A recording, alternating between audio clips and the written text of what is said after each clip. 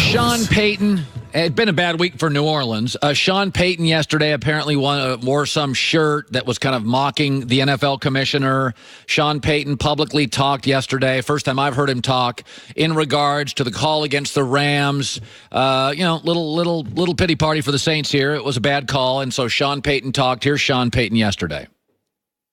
I'm back to the ice cream and the Netflix, and there's a point where you know that things aren't changing, and then you get wrapped up in a new series, a new episode, and it comes back again, and then you get wrapped up in a new series, a new episode. By the way, find me a sport that hasn't had a major officiating controversy. Golden State Cavs a couple of years ago. You know, the reason the Cavs won is Draymond Green got suspended. Anybody watch the Red Sox and the Astros, a home run, no home run American League Championship Series? Dustin Johnson lost a golf major. You may have recalled that with a controversial officiating decision.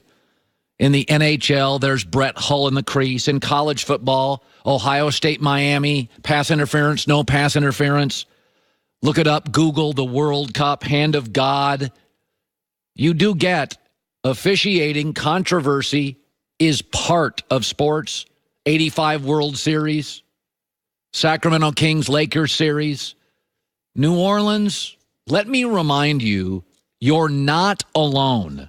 You're just now officially on the list with the Miami Hurricanes, with Dustin Johnson, the hand of God, the St. Louis Cardinals,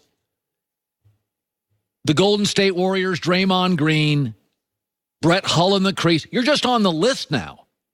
You're not special. And frankly, Saints, you had a unique situation to win the game where you got hosed. You couldn't stop the Rams when they got the ball, and then you got the ball first in overtime and couldn't do anything with it. In a lot of these instances, the final call is fatal. The final call here was not a fatal call. That did not lose the game. It just made it harder to win the game. But in many instances, Dustin Johnson, it's over. And no makeup time. Hand of God, goal, look it up. So in the pity party for New Orleans now, you're not even in the main room. You're not even on the VIP list. A lot of people in a lot of sports have been hosed far more than you, and it was often a fatal blow. You didn't lose because of this, just made it harder. But you couldn't stop the Rams when they got the ball, and you got the ball first in overtime. I mean, that doesn't mean it was a good call. I'm not arguing that. I'm in no way arguing that it was a good call. But just look up Brett Hull in the crease. Go Google hand of God. Google Dustin Johnson loses major / controversy. Draymond suspended, Cavs win the title. Miami Hurricanes, Ohio State. Controversial national championship call. You're just on the list. I mean, and in the big pity party, in that party, you're not even in the VIP room. That wasn't a fatal blow, just made it harder. Red Sox, Altuve, Astros. Let's go to Greg Olsen via the Cowherd Global Satellite Network. 12 NFL seasons, 3-time Pro Bowler. My guess is he's going to end up in the Hall of Fame, and he's also, if he wants to quit, he's going to have multiple networks bidding for his rights as a broadcaster. Greg, it's good to see you again. I want to throw something out, and you tell me it's an advantage. So the New England Patriots, Stephon Gilmore, played for 4 years in a row with Robert Woods of the Rams, knows every move. The Patriots faced Robert Woods for years. The Patriots, by the way, had Brandon Cook for a year. They know his strengths and weaknesses. The Patriots had Aqib Talib for 2 years. Is it an advantage for the Patriots that they know key members of the Rams personnel? Yeah, I think to a degree. I think especially a team like New England, right, who is so interested in turning over every stone, gaining every advantage possible. They think of every single scenario. Yeah, they know if Robert Woods struggles with press versus off. They know what routes he struggles getting in and out of breaks. They know the intricacies. They saw him every day in practice. Their coaches knew what he struggled with, what he couldn't do.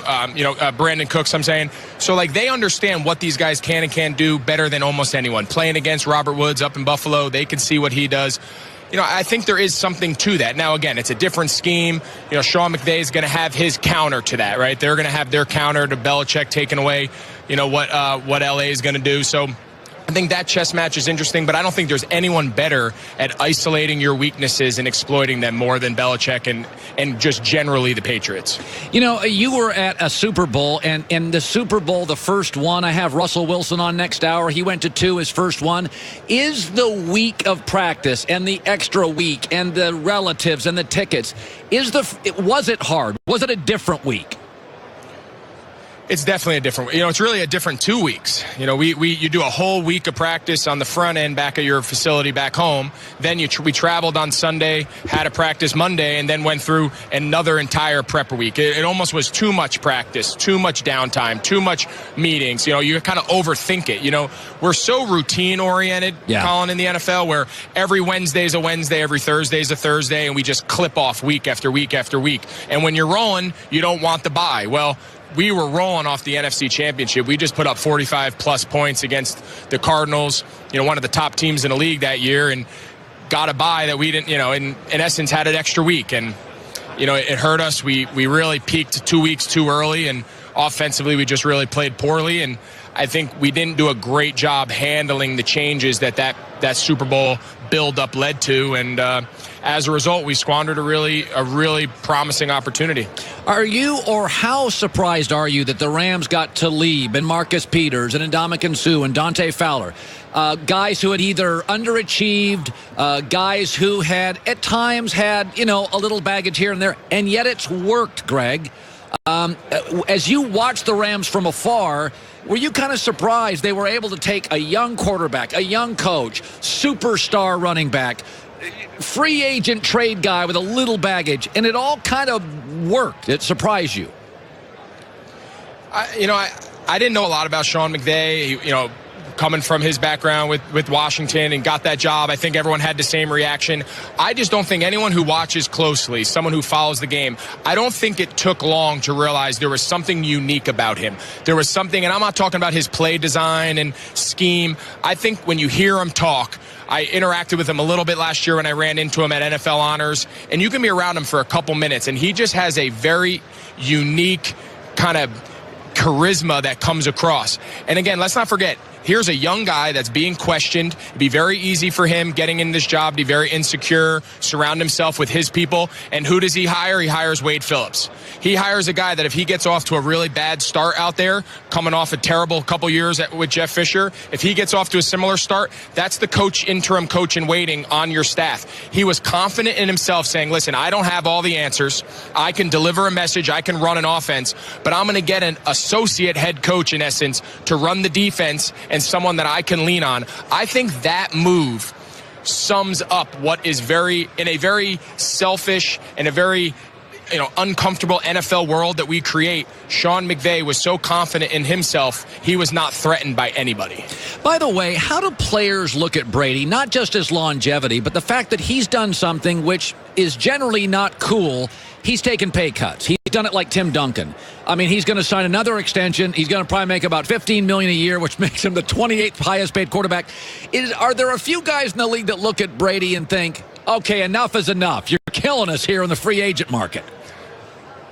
I'm sure there are. And I think he's learned a long time ago that striking while it's hot and maximizing your pay is not always in your best interest. Sustained success, both individually and as a team, that's the true ticket, right? That's the true path towards making a lot of money, being the best player of all time. There's a lot that goes into it. In today's world, with the quarterbacks around the league taking up as big a percentage of the cap that they are, you got guys making $30+ million a year on a $160 million cap.